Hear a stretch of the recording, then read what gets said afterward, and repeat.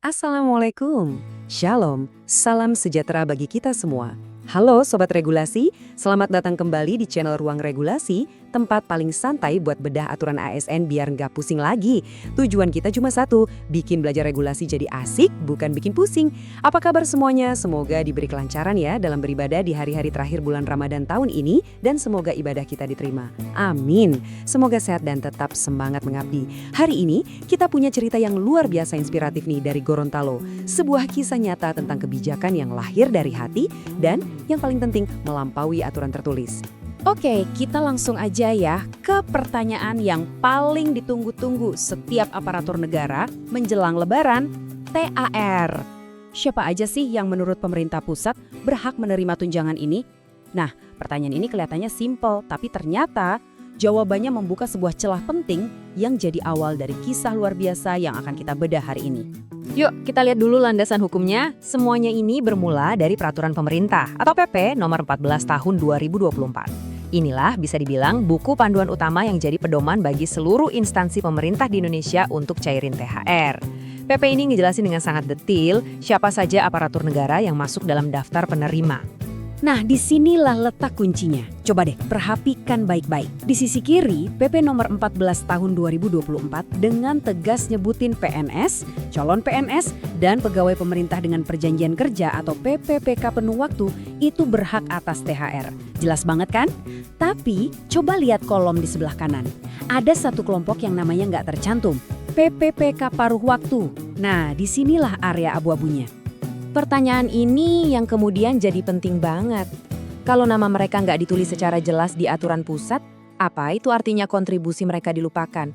Apa mereka nggak berhak ngerasain kebahagiaan yang sama di hari yang fitri, padahal mereka juga ikut mengabdi buat negara? Di tengah kebingungan inilah, Provinsi Gorontalo hadir dengan sebuah terobosan yang jujur aja keren banget. Mereka nggak cuma baca aturan secara kaku, tapi milih buat ngambil sebuah langkah berani. Sebuah kebijakan afirmatif yang melampaui batas-batas formalitas demi sebuah keadilan. Dan inilah inti dari terobosannya. Penjabat Gubernur Gorontalo saat itu, Bapak Gusnar Ismail, membuat sebuah keputusan yang tegas. Pemerintah provinsi akan tetap membayarkan THR kepada seluruh PPPK paruh waktu. Titik. Sebuah kebijakan yang nggak cuma disambut gembira, tapi juga jadi bukti kalau pemerintah daerah bisa hadir dengan kepekaan yang lebih tinggi. Pasti kita semua penasaran kan? Apa sih yang mendorong keputusan berani ini? Apa pertimbangannya? Sekarang, kita bakal gali lebih dalam untuk memahami filosofi dan motivasi di balik kebijakan yang sangat manusiawi ini. Karena ini bukan sekedar tentang uang, Sobat Regulasi, tapi tentang nilai. Nah, ini dia jawaban langsung dari sang gubernur. Beliau menegaskan bahwa ini adalah wujud kepekaan. Beliau nggak ingin ada perbedaan kebahagiaan di antara para aparatur negara saat menyambut hari kemenangan.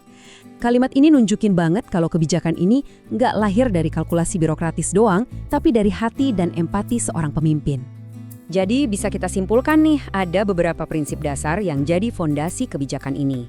Ada semangat keadilan dan kebersamaan, ada keinginan kuat buat menjaga keharmonisan di lingkungan kerja, dan sebuah pendekatan yang sangat humanis serta inklusif. Poin kuncinya sederhana tapi kuat banget. Semua yang mengabdi ya berhak untuk bahagia. Sebuah kebijakan yang baik tentu harus bisa kita lihat dampaknya secara nyata ya kan? Oke, sekarang kita lihat hasil dari keputusan Pemprov Gorontalo ini. Baik dari sisi anggaran yang disiapkan maupun dari sisi perasaan tulus para penerimanya. Kebijakan ini bukan cuma janji manis loh, ada komitmen anggaran yang sangat serius di baliknya. Pemerintah Provinsi Gorontalo mengalokasikan total anggaran sebesar 24,250 miliar rupiah. Itu untuk memastikan THR diterima oleh seluruh aparaturnya, tanpa terkecuali.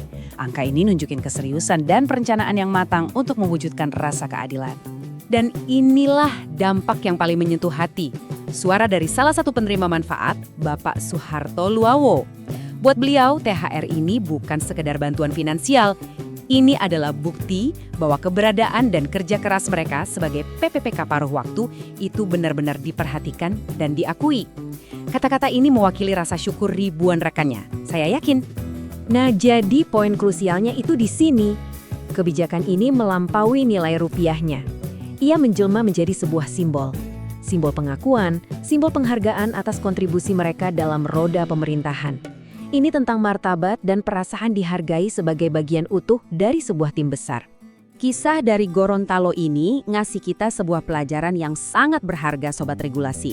Sebuah pelajaran tentang bagaimana kepemimpinan yang berpihak itu bisa melampaui batasan aturan formal demi sebuah tujuan yang lebih mulia, kesejahteraan dan keadilan bagi semua.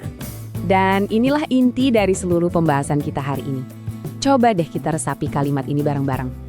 Regulasi pusat adalah standar minimum, namun kepedulian daerah adalah standar maksimal dalam pengabdian. Keren banget kan? Gorontalo nggak cuma memenuhi standar minimum, mereka menetapkan standar maksimalnya sendiri yang landasannya adalah kepedulian dan kemanusiaan. Setelah menyimak kisah inspiratif dari Gorontalo, tentu ada sebuah pertanyaan yang muncul di benak kita.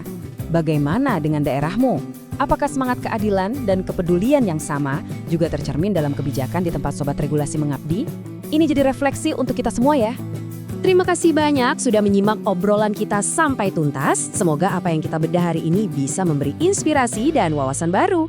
Jangan lupa ya, subscribe channel Ruang Regulasi biar kita bisa terus belajar dan kupas aturan bareng-bareng. Sampai jumpa di pembahasan berikutnya, tetap semangat.